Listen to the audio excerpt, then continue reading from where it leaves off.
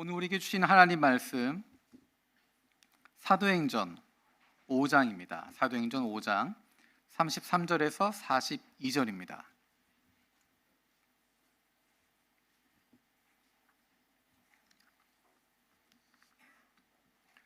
사도행전 5장 33절에서 42절입니다. 우리 한 절씩 돌아가면서 읽겠습니다. 그들이 듣고 크게 노하여 사도들을 없이 하고자 할세. 바리새인 가말리엘은 율법 교사로 모든 백성에게 존경을 받는 자라. 공회 중에 일어나 명하여 사도들을 잠깐 밖에 나가게 하고 말하되 이스라엘 사람들아 너희가 이 사람들에게 대하여 어떻게 하려는지 조심하라. 이전에 드다가 일어나 스스로 선전하며 사람이 약 400명이나 따르더니 그가 죽임을 당하며 따르던 모든 사람들이 흩어져 없어졌고 그 후 호적할 때에 갈릴리의 유다가 일어나 백성을 꾀어 따르게 하다가 그도 망한즉 따르던 모든 사람이 흩어졌느니라. 이제 내가 너희에게 말하노니 이 사람들을 상관하지 말고 버려두라. 이 사상과 이 소행이 사람으로부터 났으면 무너질 것이요 만일 하나님께로부터 났으면 너희가 그들을 무너뜨릴 수 없겠고 도리어 하나님을 대적하는 자가 될까 하노라 하니 그들이 옳게 여겨 사도들을 불러다 채찍질하며 예수의 이름으로 말하는 것을 금하고 사도들은 그 이름을 위하여 능욕받는 일에 합당한 자로 여기심을 기뻐하면서 공회 앞으로 떠나니라. 그들이 날마다 성전에 있든지 집에 있든지 예수는 그리스도라고 가르치기와 전도하기를 그치지 아니하니라. 아멘.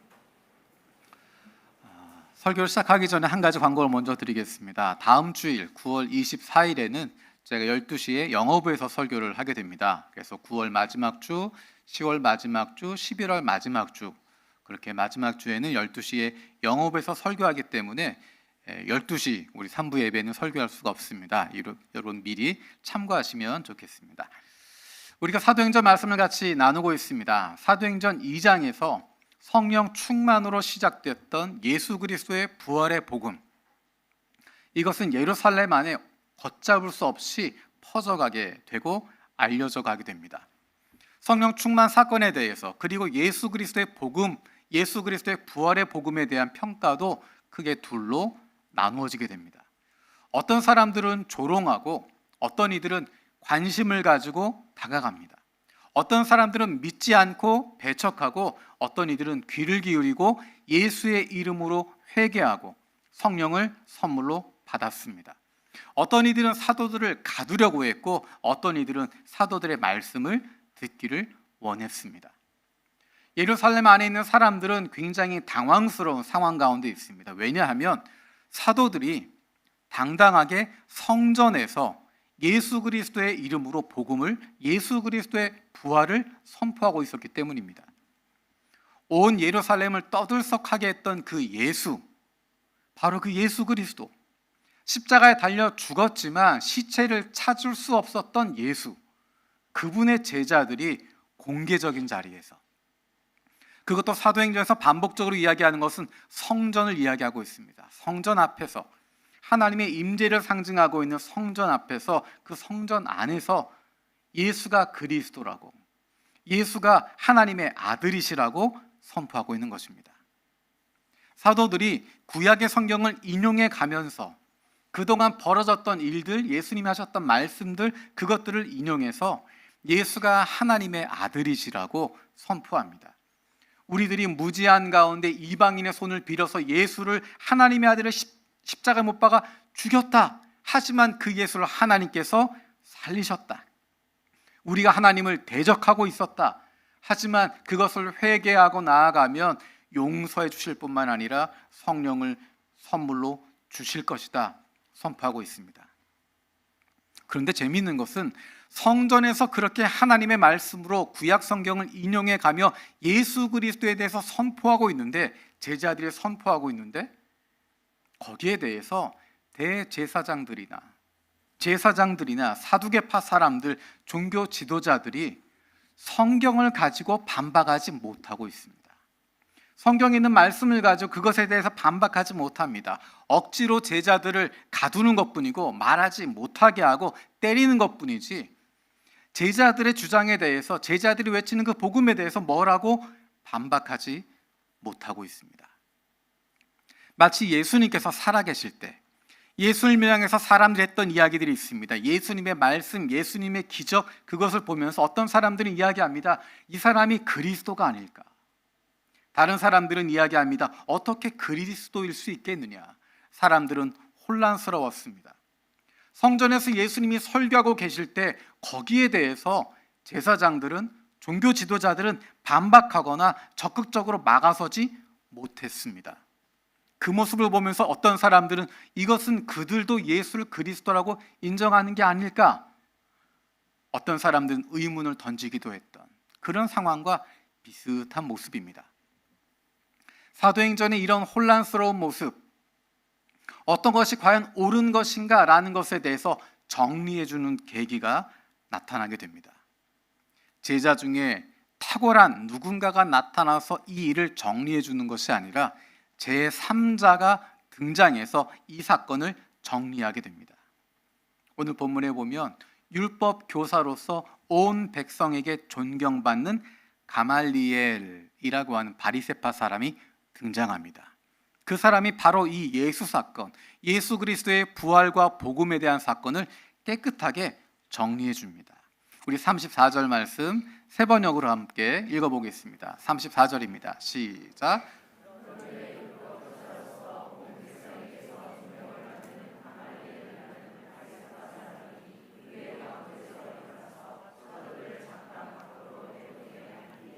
온 백성에게 존경받는 율법교사 가말리엘이라고 하는 사람이 앞에 나서서 이야기를 해줍니다. 우리가 기대하는 것은 이 가말리엘이란 사람이 제자들의 이야기를 들어보니까 그 사람들의 말이 맞다, 제자 편에 서서 변호해 주길 바라는데 그는 그렇게 하지 않습니다. 굉장히 공정한 자리에 서서 현재 상황을 잘 정리해 주고 있습니다. 제사장들과 사두개파 사람들과 종교 지도자들이 갖고 있는 우려와 사도들이 이야기하고 있는 내용과 그것에 대한 사람들의 반응과 이 모든 것들을 잘 정리해서 이야기를 해줍니다. 35절에서 39절까지 35절에서 39절까지 함께 읽겠습니다. 시작. 의회원들에게 이렇게 말하였다. 이스라엘 동포 여러분, 여러분은 이 사람들을 어떻게 다룰지 조심하십시오. 전에 자기를 위대한 인물이라고 선전하니 약 400명이나 되는 사람들이 그를 따랐소. 그러나 그가 죽임을 당하니 그를 따르던 사람들은 모두 다 흩어져 없어지고 말았소. 그 뒤에 인구조사를 할 때 갈릴리 사람 유다가 일어나 백성들을 꾀어서 자기를 뒤따라 반란을 일으키게 한 일이 있어. 그도 죽으니 그를 따르던 사람들은 모두 다 흩어져 없어지고 말았어. 그래서 지금 내가 여러분에게 말씀드리는 바는 이것이요. 이 사람들에게서 손을 떼고 이들을 그대로 내버려 두시오. 이 사람들의 이 계획이나 활동이 사람에게서 난 것이면 망할 것이요. 하나님에게서 난 것이면 여러분은 그것을 없앨 수 없소. 도리어 여러분이 하나님을 대적하는 자가 될까 봐 두렵소. 그들은 그의 말을 옳게 여겼다. 아멘. 내용을 보면 가말리엘이 제자들의 편을 일방적으로 들어주는 것 아닙니다. 그렇다고 해서 대제사장들과 사두개파 사람들의 편을 들고 있는 것도 아닙니다. 그는 지금 이 상황을 굉장히 조심스럽게 접근하고 있습니다. 종교 지도자들의 감정적인 상황에 휘둘리는 것이 아니라 한 발짝 뒤로 물러서서 전체를 바라봅니다. 그리고 이야기합니다. 지금 일어나고 있는 이 일이 누구에게서 난 것인지를 조심스럽게 알아봐야 된다. 시간을 두고 관찰할 필요가 있다. 혹시 하나님께서 하시는 것인지 아니면 사람들이 만들어가고 있는 것인지. 사람들이 만들어간 것이라면 과거의 경험을 미루어 보았을 때 시간이 지나면 그 지도자가 죽고 나면 떠나고 나면 그 움직임은, 그 운동들은 없어지고 말더라. 하지만 하나님께서 하시는 것이라면, 하나님께서 하시는 거라면 막을 수 없다라는 것입니다. 사도들의 가르침에 대해서 유보적인 자세를 가지고 관찰하고 있습니다. 그런데 그의 중심에는 하나님의 뜻이 있습니다. 하나님의 말씀이 그 중심에 있습니다. 이것이 하나님의 뜻으로 난 것인가? 아니면 사람들의 욕심으로 생기게 된 것인가? 사람들에게서 난 것이라면, 사람의 욕심으로, 사람의 계획으로 된 것이라면 예전의 경우들처럼 저절로 약해지고 사라질 수밖에 없다. 굳이 그것을 없애려고 할 필요 없다. 하지만 그것이 하나님에게서 난 것이라면, 하나님의 뜻이라면, 하나님이 하시고자 하는 것이라면 그것은 없앨 수 없다.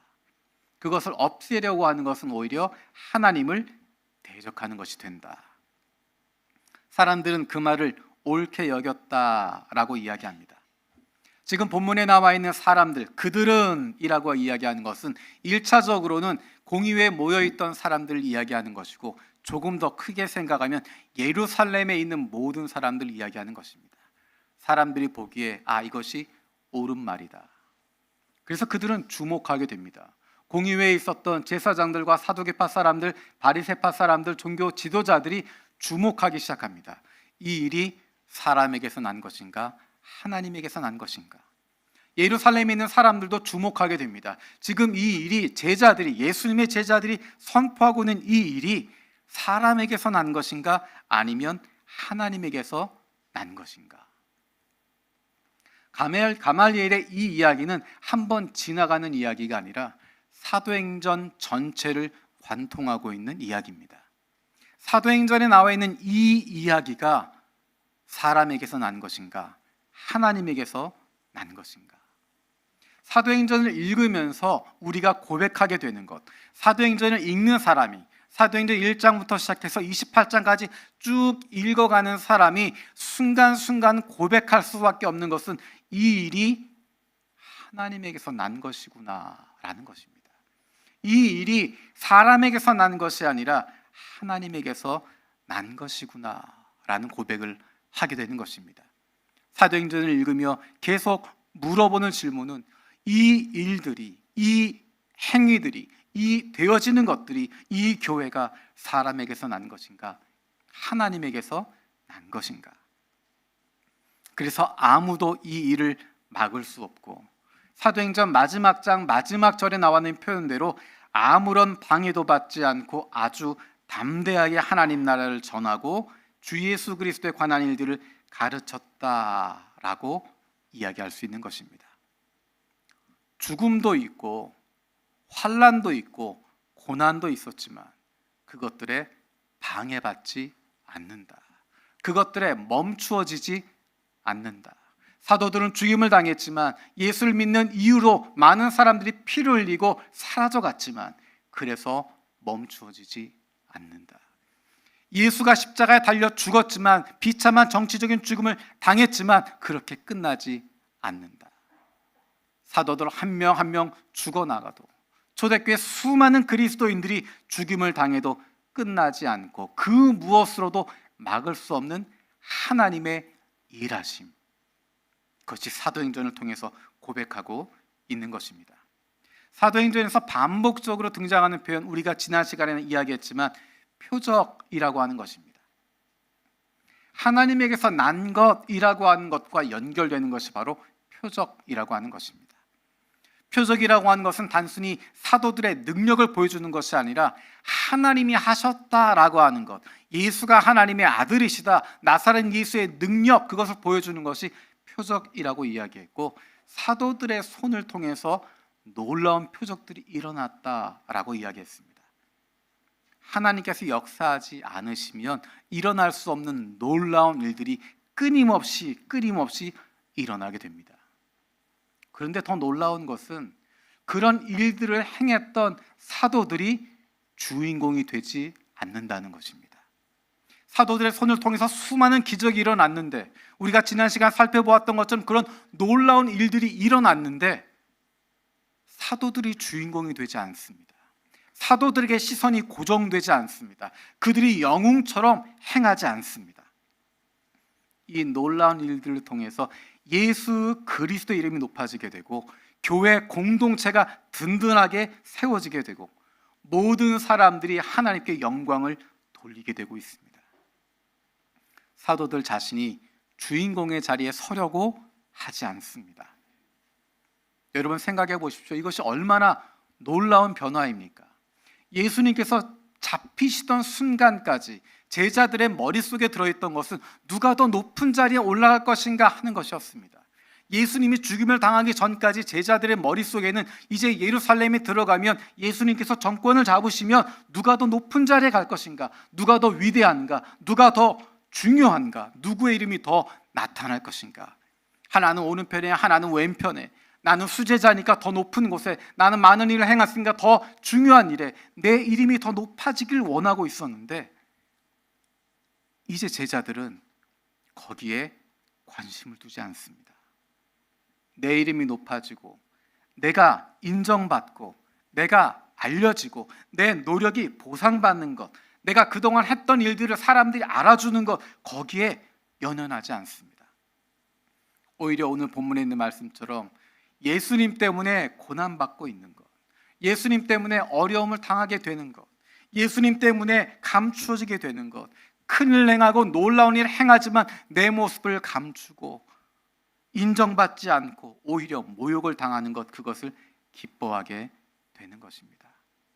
이 모든 것의 결과로 예수가 그리스도시요 하나님의, 살아계신 하나님의 아들이시라는 것을, 예수가 우리 주님이시라는 것을, 하나님이시라는 것을 드러내는 것만으로도 행복하고 감사하고 만족하게 되는 것입니다. 이것이 바로 하나님의 영광이 드러나게 되는 것이고, 이것이 바로 사람에게서 난 것이 아니라 하나님에게서 난 것이기 때문에 나타나는 결과가 되어지는 것입니다. 사람이 드러나지 않고, 사람의 이름이 높아지지 않고, 사람이 인정받는 것이 아니라 이 모든 것이 합하여 하나님께 영광을 돌리게 되고, 예수 그리스도가 드러나게 되고, 수많은 이들이 예수님께로 나오는 일들이 일어나게 되는 것입니다.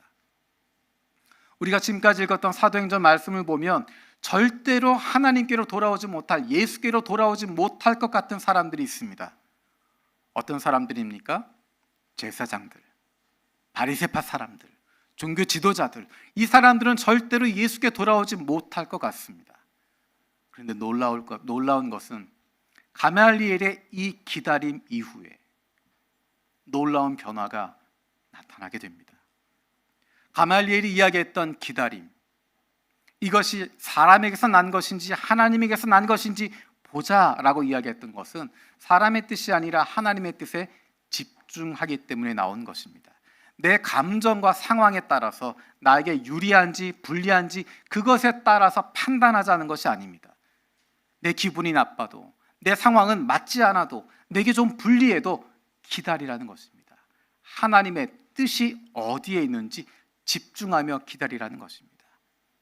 하나님의 뜻을 찾기 위해서 필요한 것이 하나님의 말씀에 집중하는 것입니다. 하나님의 뜻을 구하고자 하는 것입니다. 내가 익숙하지 않아도, 내가 쉽게 판단할 수 없는 것에 대해서 섣부르게 판단하는 것이 아니라 기다리는 것입니다. 하나님이 어떻게 일하시는지 주목하는 것입니다. 그 기다림의 결과가 어떻게 되었을까? 6장 1절에 이렇게 시작합니다. 이 시기에 제자들이 점점 불어났다. 어려움을 당하고 있는 것 같지만, 환난을 당하는 것 같지만, 막으려고 하지만 막을 수 없고, 그 시기에, 그 어려운 시기에 제자들이 점점 불어났다. 그런데 이것보다 더 중요한 구절들이 있습니다. 사도행전 6장 7절 말씀 함께 읽겠습니다. 시작. 하나님의 말씀이 계속 퍼져나가서 예루살렘에 있는 제자들의 수가 부쩍 늘어가고 제사장들 가운데서도 이 믿음에 순종하는 사람들이 많았다. 사도들이 예수 그리스도의 부활을 선포할 때 가장 먼저 나서서 방해하고 막았던 사람들이 제사장들이었습니다. 그들이 성전에 서서 복음을 선포하고 있을 때 너희가 어떤 권위로 이런 일을 하냐라고 따졌던 사람들이 대제사장이었는데, 제사장들 가운데서도 예수 그리스도 앞으로 나오는 사람들이 생겼다, 많았다 라고 이야기합니다. 절대로 예수님께로 돌아오지 못할 것 같은 사람들이었는데 그들이 예수님께로 나오게 됩니다. 15장 5절 말씀도 한번 읽어보겠습니다. 15장 5절 시작. 그런데 바리새파에 속하였다가 신도가 된 사람 몇이 일어나 이방 사람들에게도 할례를 행하고 모세 율법을 지키도록 명하여야 합니다 하고 말하였다. 바리새파에 속하였다가 신도가 된 사람이라고 이야기합니다. 여러 사람들이 바리새파 사람이었지만 예수를 믿게 되었습니다. 예루살렘 교회 중심이었던 야고보, 그가 썼던 편지의 내용을 보게 되면 바리새파에 속해 있다가 예수를 믿게 된 사람들이 많이 있구나라고 하는 부분들을 우리는 야고보서를 통해서 발견하게 됩니다. 물론 모든 제사장들과 모든 바리새파 사람들이 다 예수 앞으로 나온 것은 아닙니다. 하지만 하나님의 뜻을 구하고 있었던 사람들, 내 감정이나 상황이나 나에게 유리하고 불리한 것, 그것이 아니라 진정 하나님의 뜻이 어디에 있는지를 구하고 있었던 사람들, 사도들을 통해서 나타난 이 일이 사람들에게서 난 것인지 하나님에게서 난 것인지 주목하고 있었던 사람들은, 하나님의 말씀에 귀를 기울이고 있었던 사람들은 마침내 예수 앞에 나오게 되고 구원받게 된 것입니다. 우리가 나중에 읽게 되겠지만 사도 바울도 바리새파 사람이었습니다. 하나님의 뜻이 무엇일까를 생각하고 하나님이 원하시는 것이 무엇일까를 나름대로 고민하고 찾아가는 가운데 예수 믿는 사람들을 박해했지만 예수가 그리스도라고 하는 것을 깨닫게 되는 순간 그의 인생은 완전히 달라지게 됩니다. 예수를 따르는 것이, 예수를 위해 목숨을 거는 것이 하나님의 뜻이라고 하는 것을 그가 깨달았기 때문입니다. 하나님에게 마음을 두고 있는가? 아니면 내 감정과 내 상황에 흔들리고 있는가? 조금 전에 이야기했던 예수께로 돌아온 제사장들, 예수께로 돌아온 바리새파 사람들, 그들과 대조되는 사람들이 오늘 본문에 등장하고 있는, 지난주에도 나누었던 대제사장과 사두개파 사람들의 모습입니다. 33절 말씀 읽어보겠습니다. 33절입니다. 그들은 이 말을 듣고 격분하여 사도들을 죽이려고 하였다. 그들은, 제사장들과 사두개파 사람들은 이 말을 듣고 격분했다라고 이야기합니다. 이 말이 어떤 이야기일까? 지난주에 나눴던 이야기입니다. 사도행전 5장 30절에 이렇게 이야기하고 있습니다. 우리 조상들의 하나님은 여러분이 나무에 달아 죽인 예수를 살리셨습니다. 당신들이 죽인 예수를 하나님이 살리셨습니다. 다른 이야기로 하면 당신들이 하나님께 대적했습니다 라는 것입니다. 그런데 우리가 알고 있는 것처럼 사도 베드로의 설교는 거기서 끝나는 것이 아닙니다. 우리가 하나님을 대적했지만 우리가 하나님께 나아가 회개하면 우리 죄를 용서해 주실 뿐만 아니라 성령을 선물로 주실 것입니다 라고 선포하고 있습니다. 하지만 이 사람들은 자기들의 감정에만, 자기들의 생각에만 붙잡혀 있습니다. 5장 28절에 보면 그대들은 그 사람의 피에 대한 책임을 우리에게 씌우려고 하고 있어 라고 이야기합니다. 우리가 잘못했습니다가 아니라 우리에게 그 피값을 우리 책임이라고 몰아붙이고 있어 라고 생각하게 되고 그것에 격분하게 됩니다. 격분하게 되는 그 앞에 시기심이 있었습니다. 5장 17절에 이렇게 이야기합니다. 대제사장과 그의 지지자들인 사두개파 사람들이 모두 시기심이 가득 차서 들고 일어나.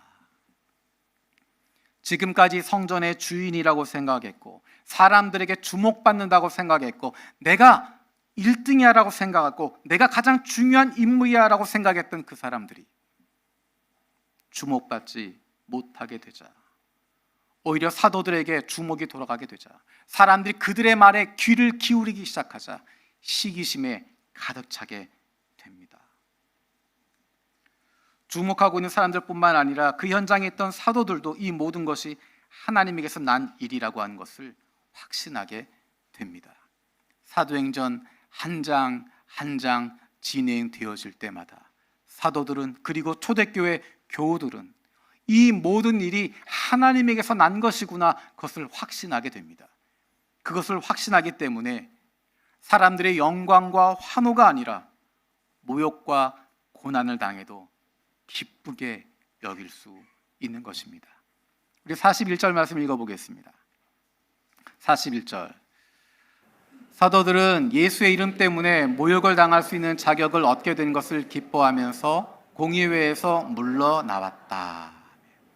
42절에 보면 그동안 했던 거 계속 했다라고 이야기합니다. 그런데 마음이 조금 더 달라진 것은 내가 예수의 이름 때문에 모욕을 당할 만한 자격이 있구나, 내가 그럴 만한 사람이 됐구나 라고 하는 마음을 갖게 된다는 것입니다.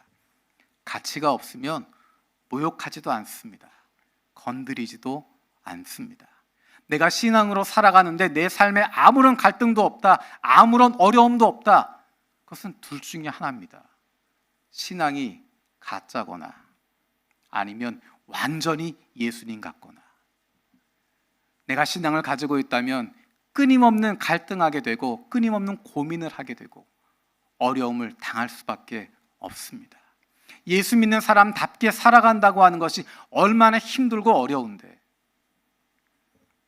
예수 믿기 때문에 모욕을 당하기도 하고 누군가 자극하기도 하고 예수 말씀대로 살아가려고 하기 때문에 누군가 건드리게 되는 것입니다. 예수를 위해서 모욕을 받을 수 있다고 하는 것, 이것이 얼마나 감사한 일입니까? 내가 그렇게 대우받을 수 있다고 하는 것, 예수님 때문에 내가 모욕을 받을 수 있고 예수님 때문에 내가 어려움을 당할 수 있고 예수님 때문에 내가 눈물을 흘릴 수 있다고 하는 것, 내 일을 위해서가 아니라, 나에게서 난 일이 아니라 예수님 때문에, 예수님을 위해서 모욕을 당하고 아픔을 당하고 눈물을 흘릴 수 있다고 하는 것이 얼마나 큰 기쁨이겠습니까? 우리의 삶을 통해서 예수 그리스도가 드러난다고 하는 것은 우리의 삶 속에 예수 때문에 받는 고난과 모욕, 아픔이 있다는 것입니다. 그것을 기뻐할 수 있는 사람들이 바로 예수의 제자들입니다. 내가 예수님 때문에 어려움을 당하고 예수님 때문에 고민해야 되고 예수님 때문에 때로는 나에게 불리한 결정을 내릴 수밖에 없어도 기쁨으로 감당할 수 있는 사람들, 그 사람들이 바로 예수로 살아가고 있는 진정한 제자들입니다. 제자들이 견딜 수 있는 힘이 어디에 있었을까? 조금 전에 이야기했던 것처럼 예수님을 쫓아다니고 있었을 때 그런 부족했던 제자들과 이제 예수님이 안 계신데도 당당할 수 있었던 제자들, 그 차이점이 무엇일까? 제자들이 견딜 수 있었던 힘은 바로 말씀입니다. 예수님이 약속하셨던 그 성령 충만을 통해서 제자들에게 나타난 것은 말씀이 제자들 안에 거하게 되었던 것입니다. 말씀이 그 안에 거하게 되니까 힘을 얻게 되고 버틸 수 있고 견딜 수 있고 기뻐할 수 있게 되는 것입니다. 예수님께서 잡혀가시던 순간에 도망칠 수밖에 없었던, 그리고 예수님의 십자가 사건 이후에 유대인들을 두려워해서 문을 꽁꽁 걸어 잠그고 숨어 있을 수밖에 없었던 제자들. 그런데 이제 그들이 모욕을 당해도, 죽음의 위협을 당해도, 내 동료가 죽임을 당해도 그 앞에서 당당할 수 있게 됩니다. 어떻게 그것이 가능할 수 있을까? 성령의 충만으로 말미암아 그들 가운데 말씀이 거하고 계셨기 때문입니다. 예수님께서 주셨던 말씀들이 그 안에 거하고 있었고 그들을 붙잡고 있었기 때문입니다. 감정에 휘둘릴 것인가? 상황에 휘청될 것인가? 하나님의 사람들은 하나님의 말씀에 굳게 서 있어야 됩니다. 사역의 경험보다 더 중요한 것은 하나님의 말씀입니다. 하나님의 말씀을 알아야 하나님의 뜻을 올바르게 깨달을 수 있습니다. 우리가 많이 듣는 이야기, 속도가 중요한 것이 아니라 방향이 중요하다. 하나님의 뜻을 알아야 올바른 방향을 제대로 세워갈 수 있습니다. 하나님의 말씀을 통해서 하나님의 뜻을 깨닫게 되어주고 우리의 인생 속에 하나님께서 일하시는 것 날마다 경험할 수 있는 저와 여러분들 되어지길 원합니다. 기도하겠습니다. 살아계신 아버지 하나님 감사드립니다. 우리가 믿고 있는 예수